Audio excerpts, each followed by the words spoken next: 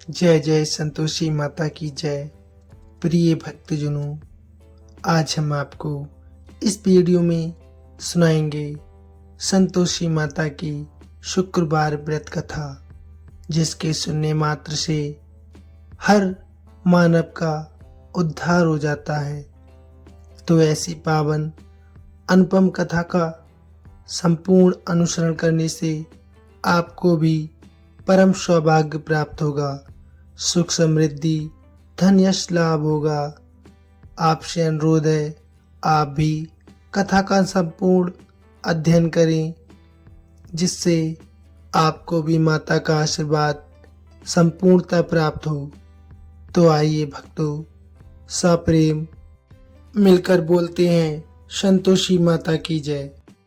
हे माता, आपकी कथा सुनाने में यदि हमसे कोई त्रुटि हो जाए तो हमें क्षमा कर देना।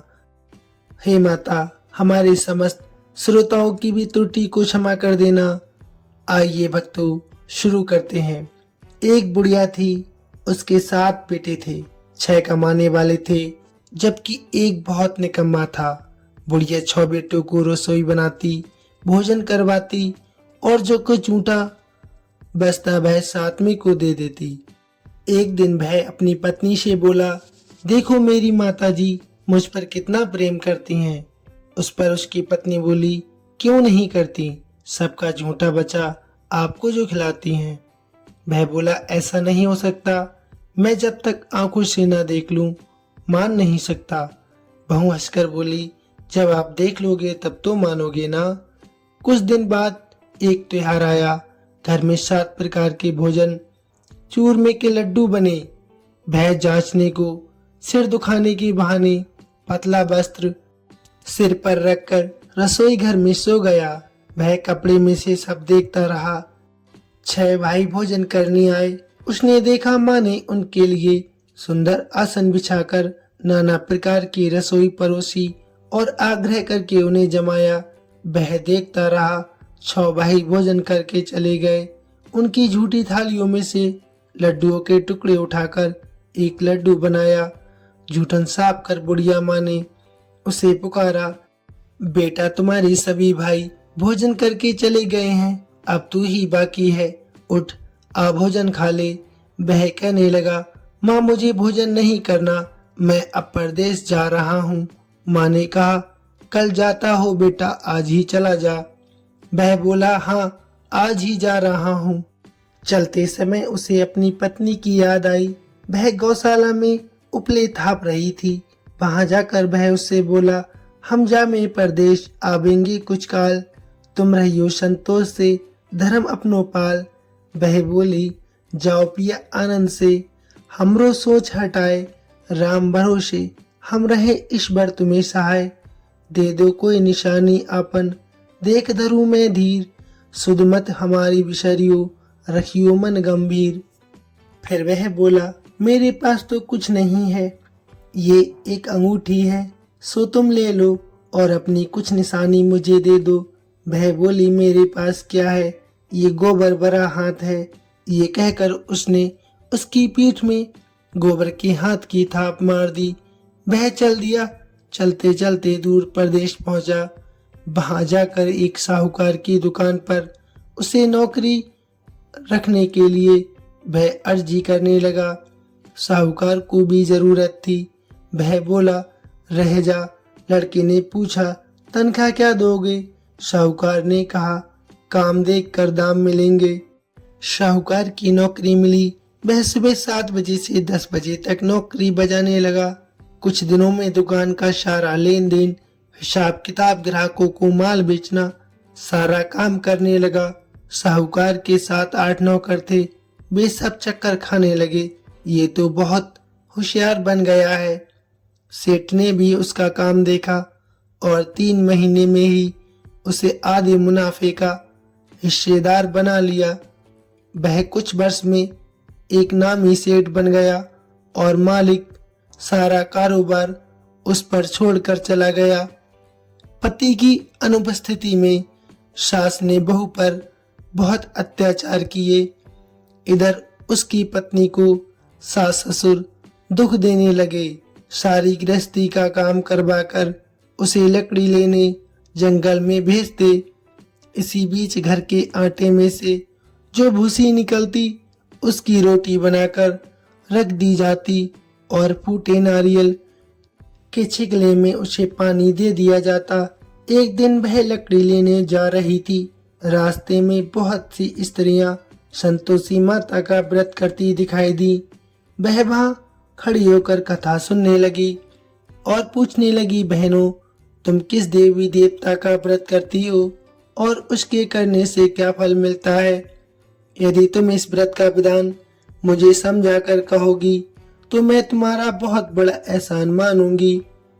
तब उनमें से एक स्त्री बोली, सुनो बहन, ये संतोषी माता का व्रत है।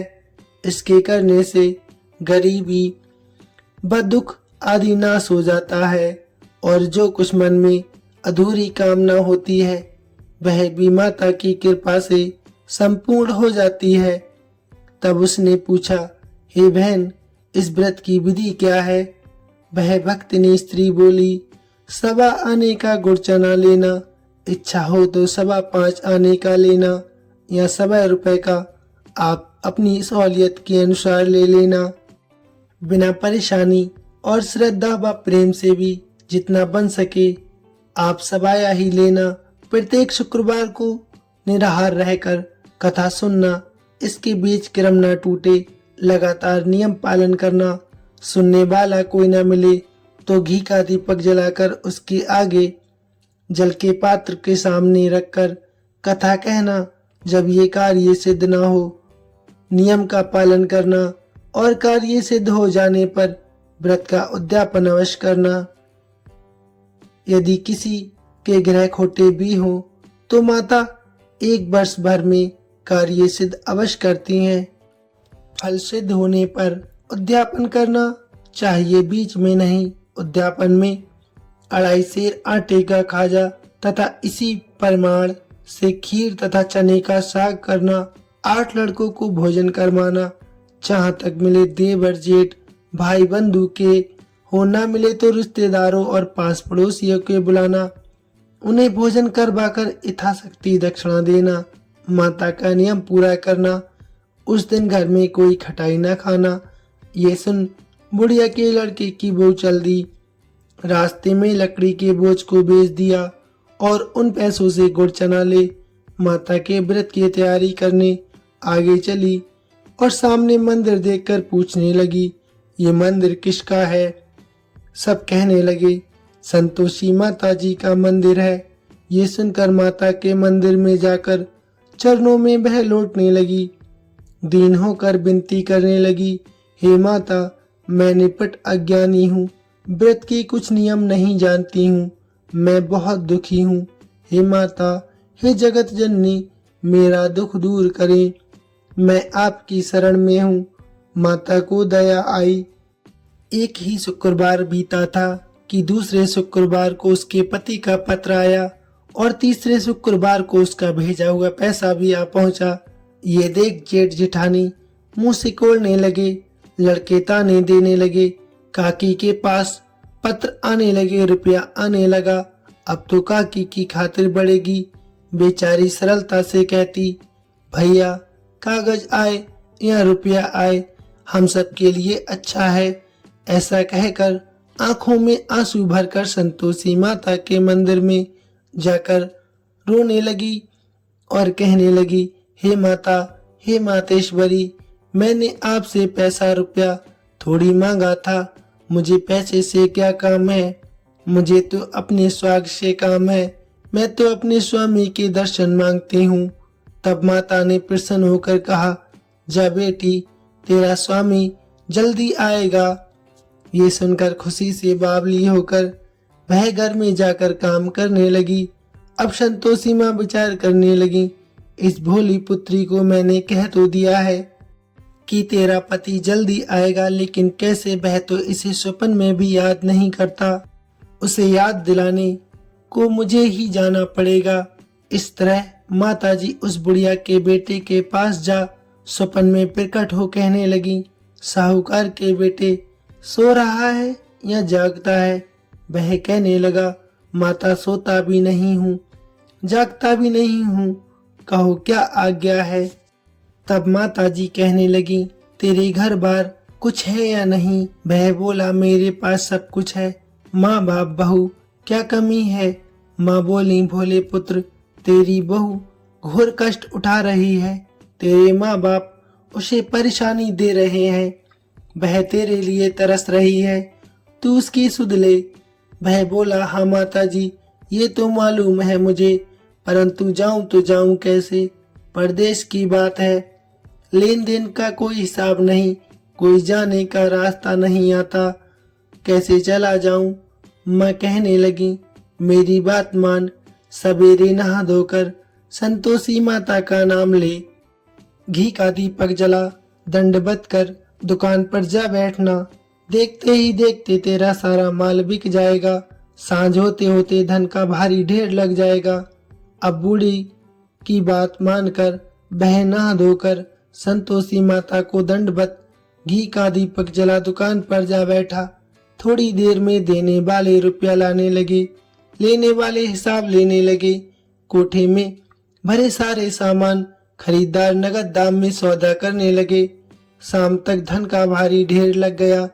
मन में माता का नाम लेकर, चमत्कार देखकर प्रसन्न होकर घर जाने के लिए गहने कपड़े वस्त्र आदि खरीदने लगा। यहाँ काम से निपट तुरंत वह घर को रवाना हो गया। उधर उसकी पत्नी जंगल में लकड़ी लेने जाती है। लौटते वक्त माता जी के मंदिर में विश्राम करती है। वह तो उसके प्रतिदिन रुकने का जो स्थान ठहरा। धूल उड़ती देख वह माता जी से पूछती है, हे माता ये धूल कैसी उड़ रही है। तब माता जी कहती हैं, हे पुत्री तेरा पति आ रहा है, अब तू ऐसा कर, लकड़ियों के 3 बोझ बना ले, एक नदी किनारे रख और दूसरा मेरे मंदिर पर, तीसरा अपने सिर पर। तेरे पति को लकड़ियों का गट्ठर देखकर मोह पैदा होगा, वह वहां रुकेगा, नाश्ता पानी खाकर माँ से मिलने जाएगा। तब तू लकड़ियों का बोझ उठाकर जाना और चौक में गट्ठर डालकर जोर से आवाज लगाना, लो सासू जी लकड़ियों का गट्ठर लो, भूसी की रोटी दो, नारियल के खेपड़े में मुझे पानी दो, आज कौन मेहमान आया है। माता जी से बहुत अच्छा कहकर वह प्रसन्न मन से लकड़ियों के 3 गट्ठर बनाती है, एक नदी किनारे पर और एक माता जी के मंदिर पर रखकर, और बाकी अपने सिर पर रखकर खुशी से घर की तरफ चलने लगती है।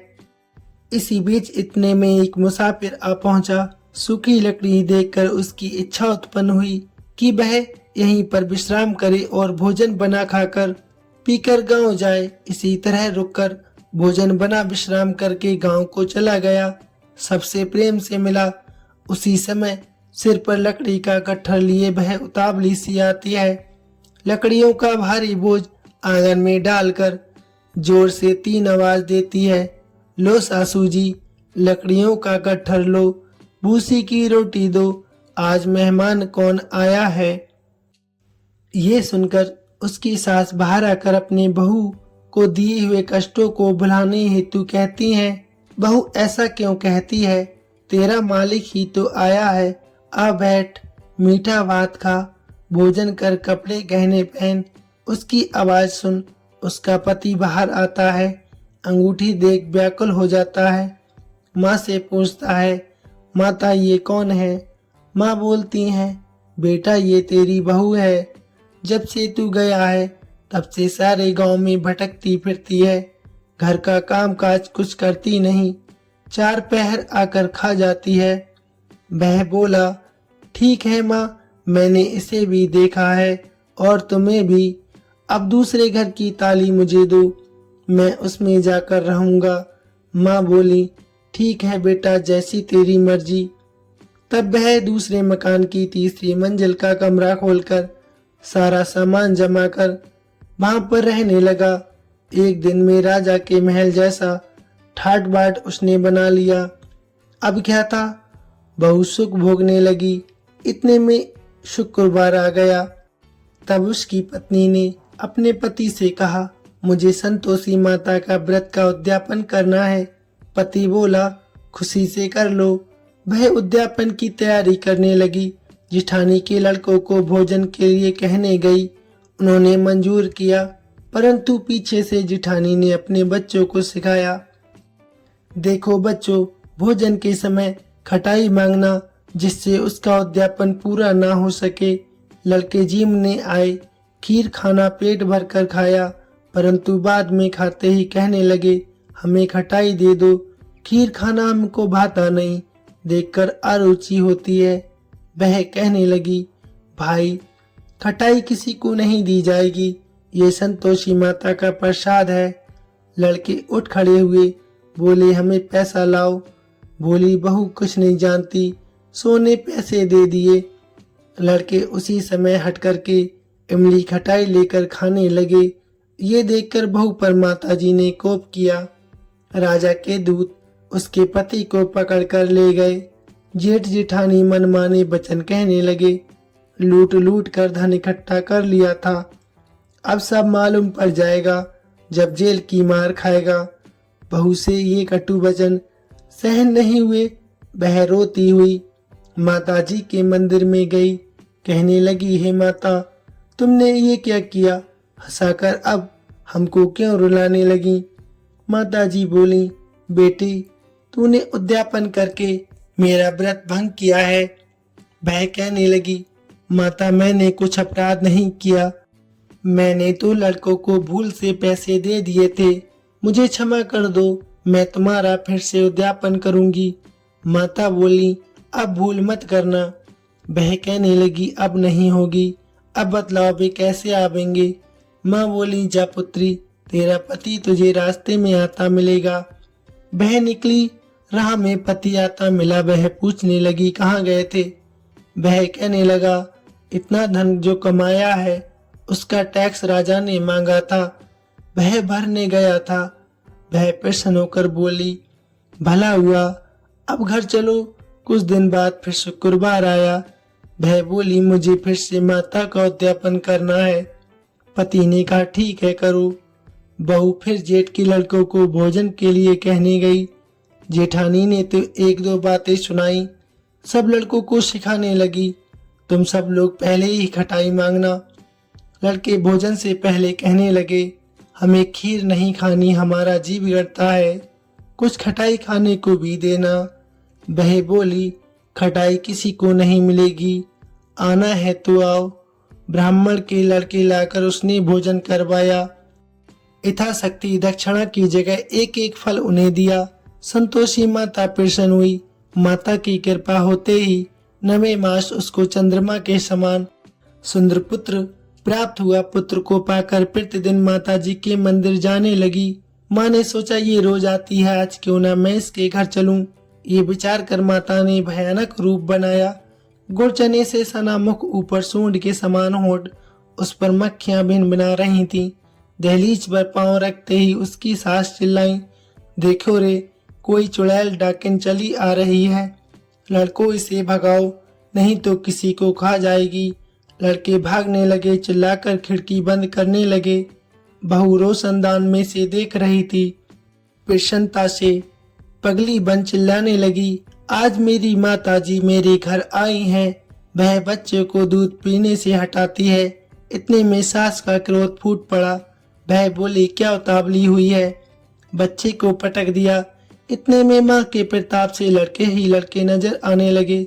वह बोली, माँ मैं जिनका व्रत करती हूँ ये वही संतोषी माता है। सबने माता जी के चरण पकड़ लिए और विनती करने कहने लगे, हे माता, हम मूर्ख हैं, हम अज्ञानी हैं, तुम्हारे व्रत की विधि हम नहीं जानते। व्रत भंग कर हमने बहुत बड़ा अपराध किया है। जग माता, आप हमारा अपराध क्षमा करो। इस प्रकार माता उनकी कटु भावना को सुनकर बहुत प्रसन्न हुई। बहू को जैसा माता ने फल दिया वैसा माता ने सबको दे दिया। जो कथा सुने या सुनावे उसका मनोरथ पूर्ण हो। प्रेम पूर्वक बोलिए संतोषी माता की जय। दोस्तों, वीडियो कैसी लगी प्लीज कमेंट में अवश्य बताइए, साथ ही लाइक शेयर अवश्य करना। संपूर्ण वीडियो देखने के लिए आपका बहुत बहुत धन्यवाद।